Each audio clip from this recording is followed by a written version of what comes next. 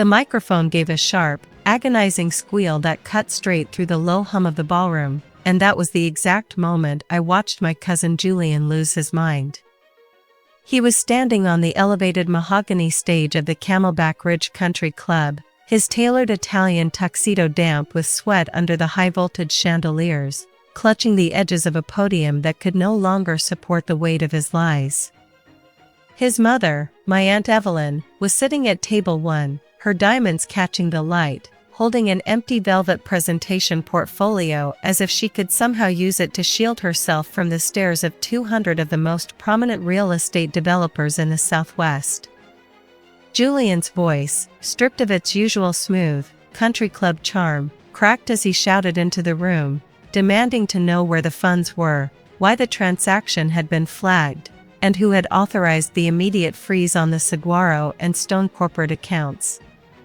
He looked straight at me, his eyes bloodshot and desperate, his face turning the color of bruised plums while the security team began moving purposefully down the carpeted aisles toward the stage. But I didn't say a word, I just took a slow sip of my iced water and watched the empire they had built on the back of my silence dissolve into nothing. Let me tell you exactly how a 34-year-old single mother who spends her days covered in desert dust and drafting ink managed to bring down the two most entitled vultures in the state of Arizona. My name is Chloe, and for 7 years, I was the lead landscape architect, structural designer, and operational engine of Saguaro and Stone, a boutique exterior design firm in Scottsdale. To the outside world, Julian was the visionary CEO, the charismatic face of the company who graced the covers of local luxury magazines and mingled with the tech millionaires moving into Paradise Valley. To the outside world, Aunt Evelyn was the elegant matriarch and administrative rock of the business, preserving the legacy of her late brother, my Uncle Marcus. But to anyone who actually looked behind the frosted glass doors of our studio on North Greenway, the reality was entirely different. Julian was a man who couldn't tell the difference between a native blue agave and a common weed, a man whose entire contribution to our multi-million-dollar projects consisted of showing up at noon smelling of expensive cologne, signing his name to my blueprints, and taking the client out for a $300 lunch on the company dime. I lived in a modest, sun-baked 3-bedroom house in Mesa, 12 miles from the studio, with my 7-year-old son, Leo, and my 4-year-old daughter, Maya. Their father had packed his bags and moved to Costa Rica when Maya was still in diapers, claiming that the domestic life was suffocating his artistic growth, and since then, I had been the sole provider, the sole protector, and the sole adult in my household. My days began at 5 in the morning, long before the desert sun cleared the McDowell Mountains. I would brew a travel mug of black coffee, pack Leo's lunch with the specific turkey wraps he liked, chop fresh fruit for Maya, and review the structural grading plans for whatever million-dollar backyard oasis we were breaking ground on that week. By 7:30, the kids were dropped off at their respective school and daycare, and by 8, I was at the studio, booting up the high-powered drafting computers, adjusting irrigation flow calculations, and responding to frantic text messages from general contractors who needed immediate field adjustments. I made $82,000 a year, which was a decent salary on paper, but in a city where the cost of living was skyrocketing and childcare ate up a third of my take-home pay, every single dollar had a pre-assigned destination. I kept a meticulous ledger in a leather-bound notebook, tracking every utility bill, every grocery run, every pair of sneakers Leo outgrew, and a tiny, untouchable column marked future. Julian, on the other hand, lived in a sprawling 5-bedroom custom home in Silverleaf with a negative edge pool that overlooked the valley, driving a leased black Mercedes G-Wagon that cost more per month than my mortgage. He didn't have a budget, he had an appetite. For years, my Uncle Marcus had run the business with an ironclad philosophy of fiscal discipline and creative integrity.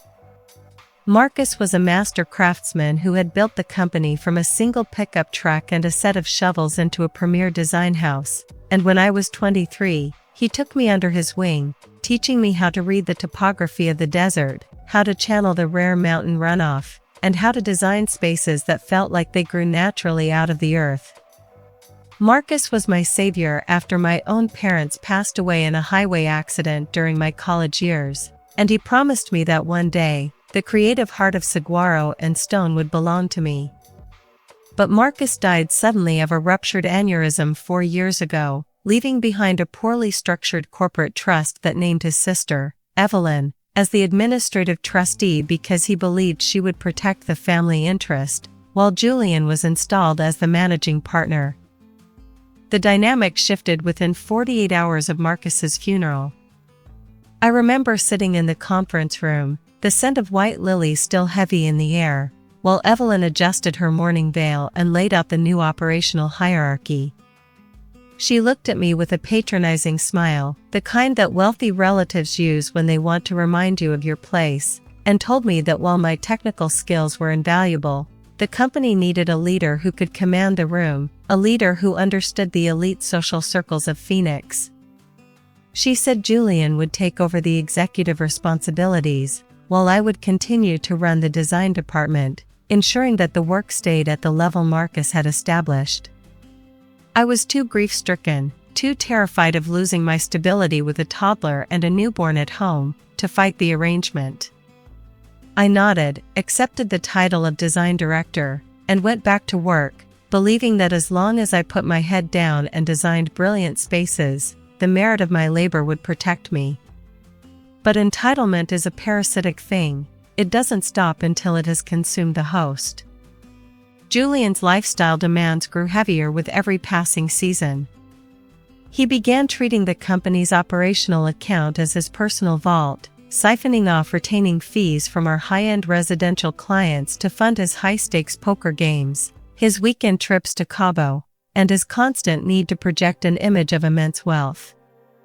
I watched the numbers closely because I was the one who had to reconcile the project budgets with our material suppliers. I would see a $40,000 deposit come in from a client for premium flagstone and imported ironwood, and within a week, $30,000 of it would be routed through an ambiguous corporate expense line listed as market development, which really meant Julian's private club memberships and designer wardrobe overhauls. When I confronted him about it in his office, pointing out that we were falling behind on our vendor payments to the masonry yards, he would lean back in his leather chair, flash that lazy, white-toothed grin, and tell me to stop worrying about the micro details. He would say that we were a luxury brand, and luxury required an investment in image, and that as long as I kept churning out award-winning designs, the cash flow would always take care of itself.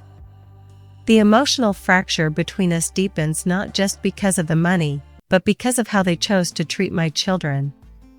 To Julian and Evelyn, Leo and Maya were secondary citizens in the family hierarchy, the offspring of a struggling single mother who didn't contribute to the social standing of the clan.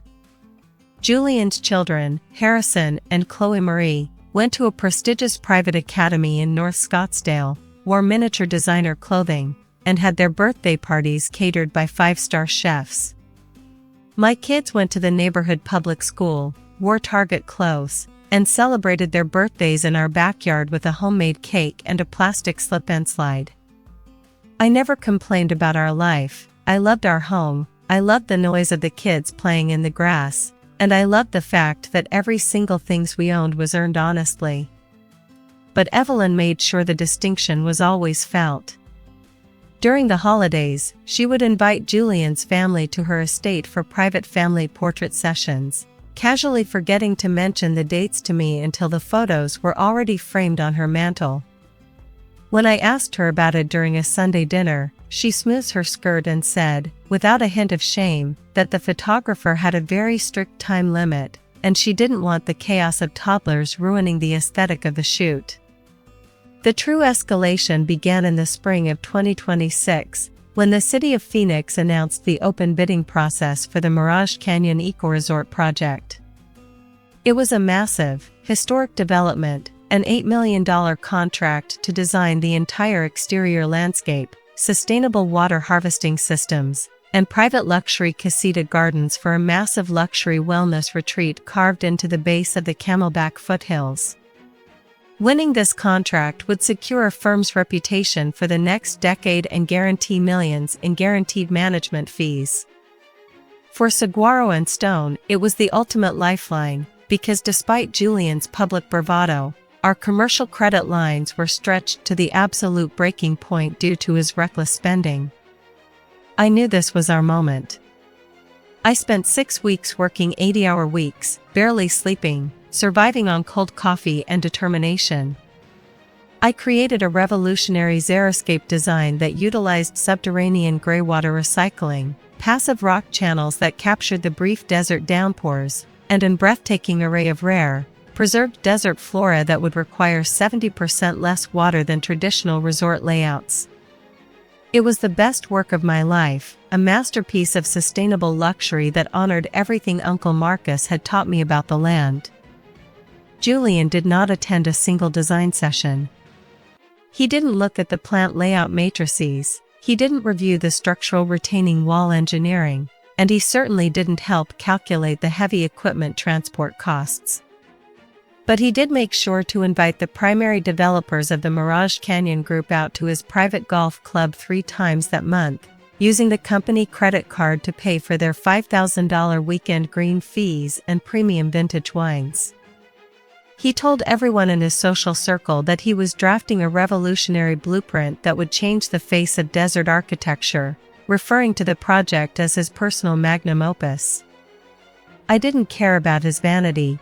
I told myself that as long as the contract was awarded to Saguaro and Stone, the financial injection would stabilize the company, protect the jobs of our 6 dedicated field crew members, and finally give me the leverage I needed to demand a proper equity partnership in the firm. Then, on a hot Tuesday morning in May, the mask didn't just slip, it was torn off. I was in the back printing room of our studio, watching the large format plotter machine slowly roll out the master blueprints for the final Mirage Canyon submission.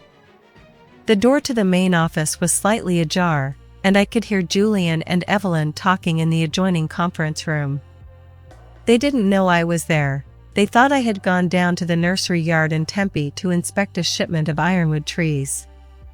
Julian's voice was tense, filled with a sharp, anxious energy that caught my attention immediately.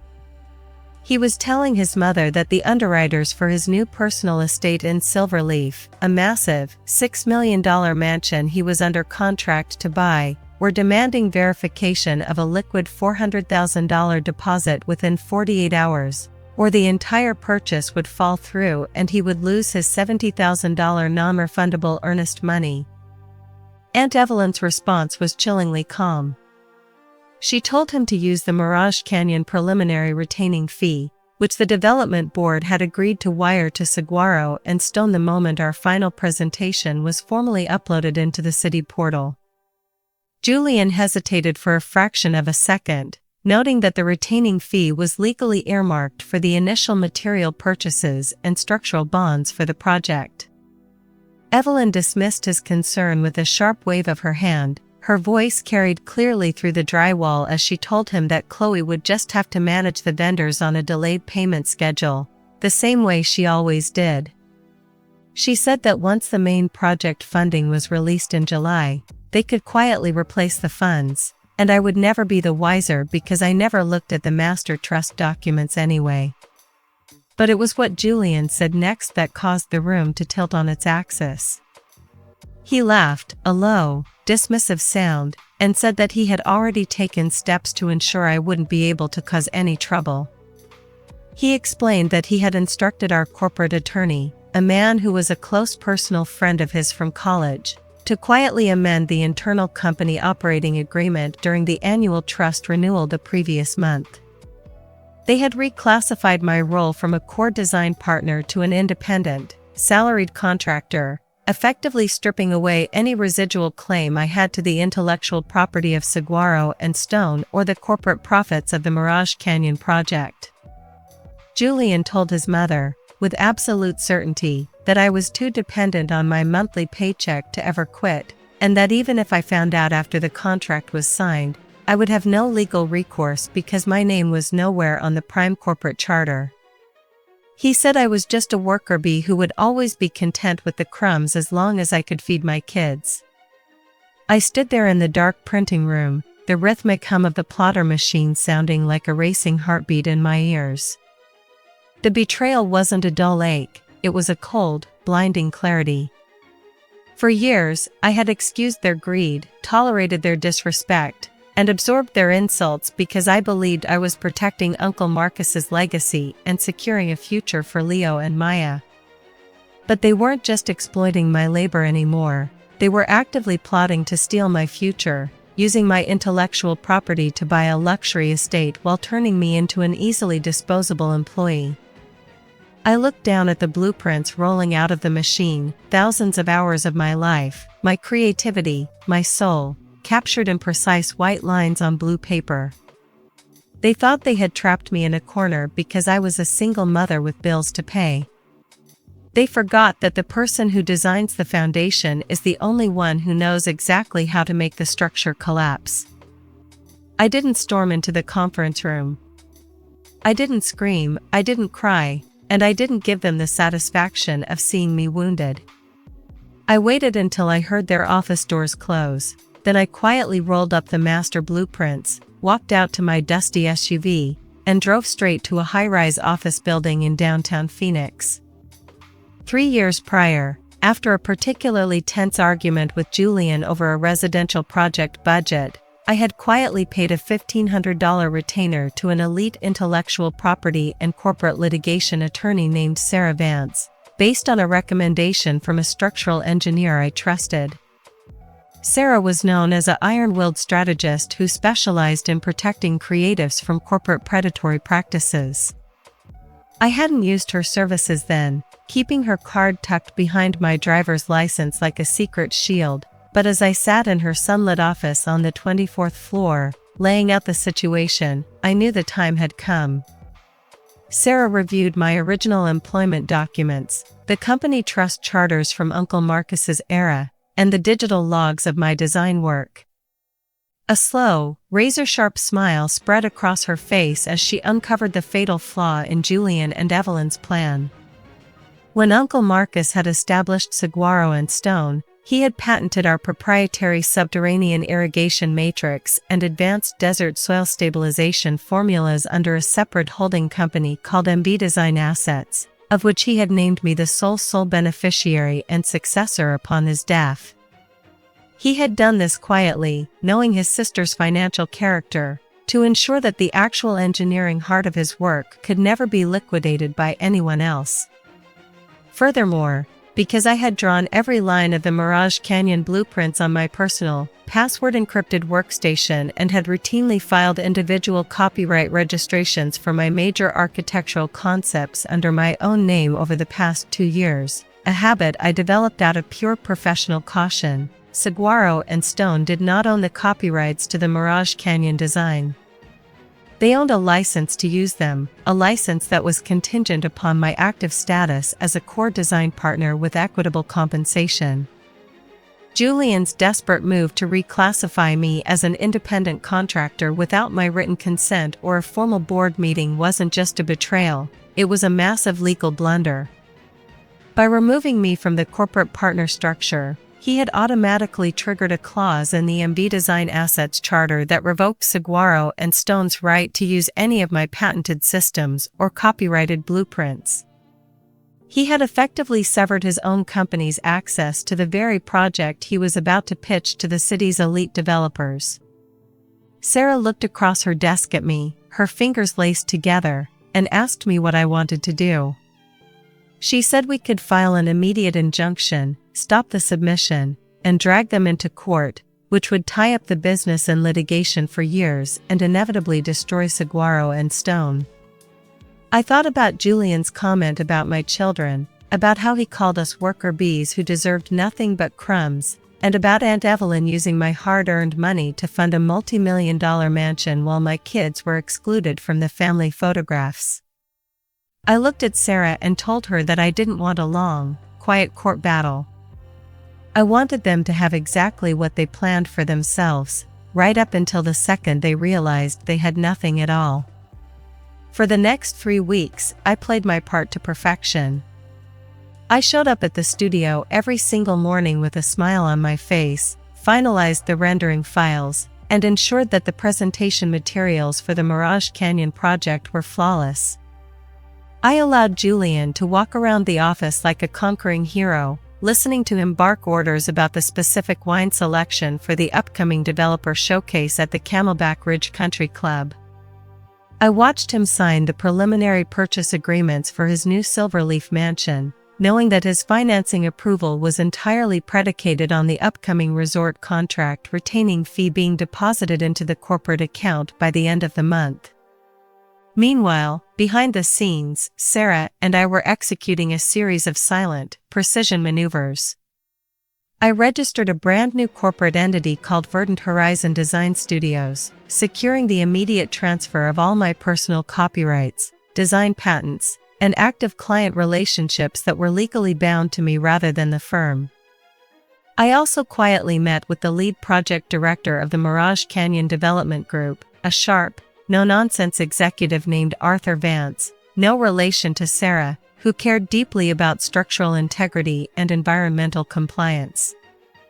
I didn't tell him about the family drama. I simply presented him with my certified personal copyright registrations for the design blueprints, along with a formal legal notice that Saguaro and Stone no longer held the rights to execute or utilize these specific plans due to an internal restructuring. I showed him the alternative proposal under Verdant Horizon, guaranteeing that the project would be executed by the actual designer, with the same engineering crew, without the massive financial liability of Julian's executive overhead. Arthur Vance listened, examined the documentation with a practiced eye, and made his decision within 20 minutes. He was a businessman who hated financial instability, and he recognized immediately that Julian was a liability while I was the asset. The trap was set, and the clock was ticking down to the night of the Grand Developer Showcase Gala. 2 days before the event, Julian walked into my small office, leaning against the doorframe with a look of smug satisfaction that made my skin crawl. He told me that due to the exclusive nature of the Camelback Ridge Country Club event and the limited seating at the executive tables, there wouldn't be a ticket available for me. He said that the developers needed a polished, high-profile corporate presentation, and that since I was primarily technical support, my presence wasn't required. He added, with a casual condescension that felt like a slap, that I should take the evening off, spend some time with my kids, and maybe buy them some ice cream to celebrate the company's big win, which he would personally announce on stage. I looked at him, seeing the absolute vacancy behind his expensive designer eyeglasses, and I nodded slowly. I told him that I completely understood, that I hoped he got exactly what he deserved from the evening, and that I would indeed spend the night focusing on what mattered most to me. He flashed his white teeth, clapped his hands together, and told me I was a team player, promising that he would consider a small holiday bonus for me if the contract went through smoothly. The moment he walked out, I closed my laptop, packed my leather-bound notebook into my tote bag, walked out to my car, and formally emailed my immediate resignation to Aunt Evelyn, effective the second the gala presentation began. That brings us back to the ballroom at the Camelback Ridge Country Club, where the air conditioning was failing to cool down the heat of Julian's public execution. The room was packed with the city's financial elite, city council members, and the entire board of the Mirage Canyon Development Group. Julian had taken the stage with immense pomp, launching into a rehearsed speech about his architectural vision, his deep connection to the desert landscape, and how Saguaro and Stone was poised to deliver a historic masterpiece of sustainable luxury. He had just clicked the remote control to display the main digital rendering of the resort courtyard when the high-definition projection screens behind him went completely black. A second later, instead of the beautiful Oasis graphics, a massive, bold red text appeared across the dual screens: Copyright Injunction, Unauthorized Use of Protected Intellectual Property. Attempts to proceed with this presentation are in direct violation of federal law. Case file # 2026 CV 8841. The ballroom went completely silent, the kind of heavy, suffocating silence that occurs right before a massive car crash. Julian froze, his remote control hand suspended in midair, his smile fracturing into a mask of pure confusion. He clicked the remote frantically, but the screen remained locked on the legal warning. He turned to the tech booth at the back of the room, shouting for them to fix the presentation, his voice amplified by the stage microphone until it echoed off the gold leaf ceilings. That was when Arthur Vance stood up from table 1. He didn't look angry, he looked disgusted. He pulled a microphone from a nearby floor stand and stated, clearly enough for every investor in the room to hear, that the Mirage Canyon Development Board had formally rescinded its letter of intent with Saguaro and Stone effective at 4:30 that afternoon due to systemic corporate misrepresentation and a total lack of legal rights to the design plans. He announced that the contract had been officially awarded to Verdant Horizon Design Studios, under the sole ownership and creative direction of Chloe, who was the actual creator of every single blueprint, system, and concept for the project. Aunt Evelyn gasped, her champagne glass slipping from her fingers and shattering against the marble floor, the dark liquid pooling around her designer heels. She stood up, her face white as bleached bone, pointing a trembling finger at me where I sat quietly at a minor table near the back exit. Julian screamed into the microphone, demanding that security remove me, claiming that I had hacked the system, that I was a disgruntled former employee who was trying to sabotage his family legacy. But the security guards didn't move toward me, they moved toward the stage, their lead officer politely but firmly instructing Julian to step down from the podium and leave the premises immediately for disrupting a private civic event. As Julian was escorted down the stage steps, his tuxedo jacket rumpled and his face dripping with sweat, his phone began vibrating violently on the podium speaker shelf. It was loud enough for the people at the front tables to see the display screen lighting up with an automated alert from his private banking institution. Because the Mirage Canyon contract had been canceled, the automated $400,000 bridge loan verification had been instantly rejected by the commercial underwriters. At that exact moment, the automated clearinghouse system had processed the non-refundable earnest money forfeiture for his Silverleaf mansion, pulling the final $70,000 from his personal account and sending it into immediate default.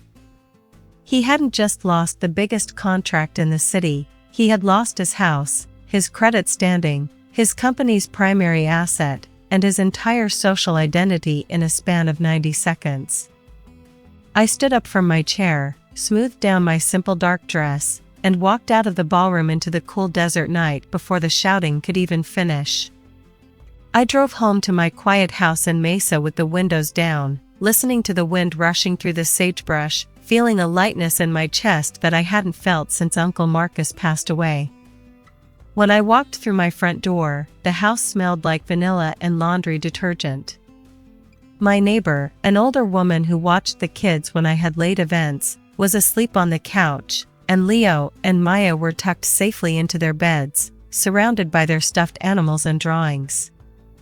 The aftermath was a slow, agonizing slide to rock bottom for the remaining members of the Saguaro and Stone dynasty. Within 2 weeks, the firm filed for Chapter 7 liquidation. Without my designs, my patents, or the Mirage Canyon cash injection, their existing clients vanished overnight, realizing that the company was nothing more than an empty shell managed by a fraud.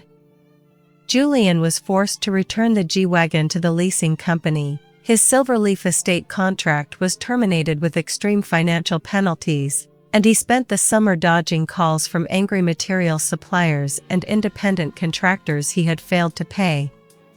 Aunt Evelyn had to sell her historic estate in Central Phoenix just to cover the outstanding corporate debts and legal fees, moving into a modest condo in a part of town she used to openly look down upon during family dinners. They tried to call me 22 times over the course of that first weekend, their messages shifting from furious threats of lawsuits to desperate, weeping pleas for me to return to the firm, to save the family name, to remember what Uncle Marcus would have wanted. But I didn't answer a single call. I didn't owe them a confrontation, I didn't owe them a reconciliation, and I certainly didn't owe them my life's work to fund their unearned luxury. I had spent years being their wallet, their silent engine, and their target. I had kept their lights on while they told my children they didn't belong in the family photographs. Today, Verdant Horizon Design Studios operates out of a beautiful, sunlit renovated warehouse in the Arts District of Phoenix. My field crew is the same crew that Uncle Marcus hired a decade ago, all of them paid 20% above the market rate with full healthcare benefits because they are the real hands that build the beauty we create. We broke ground on the Mirage Canyon Eco-Resort last week, and as I stood on the dusty ridge with Leo and Maya, watching the heavy earth movers carve out the sustainable water channels I designed, I pulled my uncle's old leather-bound notebook from my bag.